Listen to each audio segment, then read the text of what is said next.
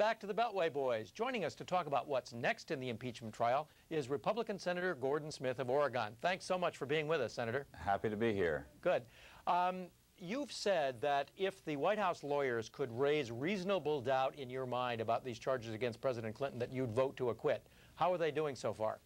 Well, I think they actually have done a good job on Article 1. I think it's very clear from the evidence, the transcripts, that the president got as close as he could to the line of perjury with perhaps not having stepped over it.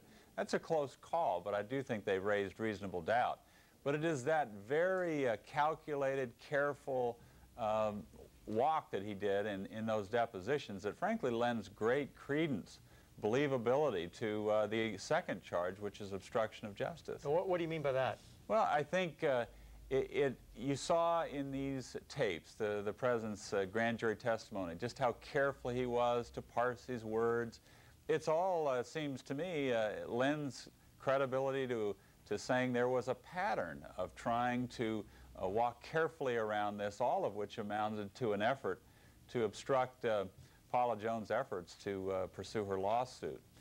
Even after the Supreme Court had ruled 9-0 that it could continue. Senator, let me ask you in particular about the president's statements to Betty Currie, these now famous statements in which he said to her, "I was never alone with Monica Wright," and so on.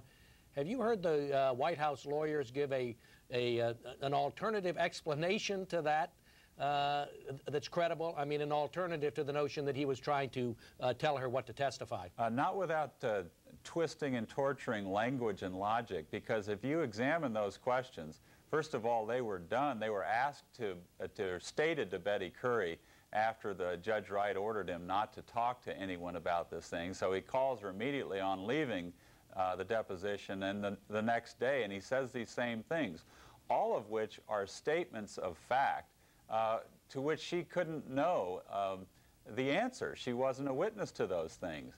Senator, I believe she actually, in the second conversation, she'd actually already been subpoenaed by Ken Starr as well. So if he was tampering, it would have been in both cases. Well, I think this is the obvious thing. There were 4 false statements that were made to her, and she was not a percipient witness to these facts. But that raises the question: why is she not being called as a witness? Well, I think because, frankly, she doesn't help their case anymore on obstruction. She's already helped their case a great deal on obstruction, and I suppose there must be something else they think that Sidney Blumenthal can add that I don't know at this point. What would it take, Senator, for Betty Currie and other witnesses to be called, including President Clinton? Well, I think when we get beyond this next phase, if there are more questions that have to be answered, we have got to leave that option, and we have left that option available to actually call them to the Senate floor, and it may even include the president.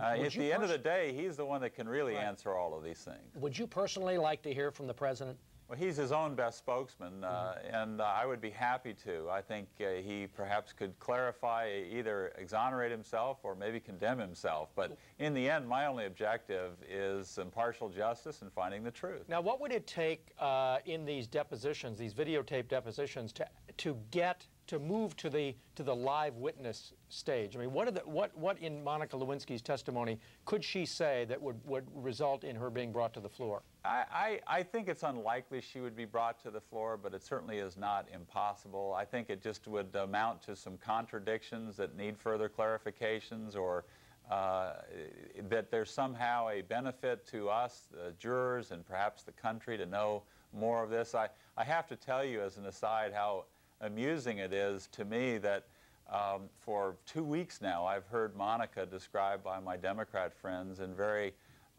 derogatory, sometimes dirty, and even disgusting kinds of ways, and now they're talking about needing to protect her dignity.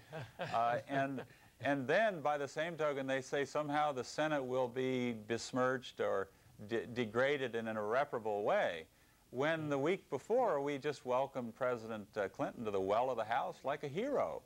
It took 2 of them to create this case, and I don't think the fact that she's a woman, that she's young, disqualifies her from being a witness in this trial. if she can help us find the truth, we shouldn't be afraid to ask for it. A final question very quickly, Senator. Should at least her videotape be shown on the floor? Well, I think so, because I think this should be a complete enough record. We have done a trial sufficient that we don't create sort of a grassy knoll for conspiracy theorists into the next century. I think the public needs some closure on this, too. Thank you, Senator Smith. Thank you.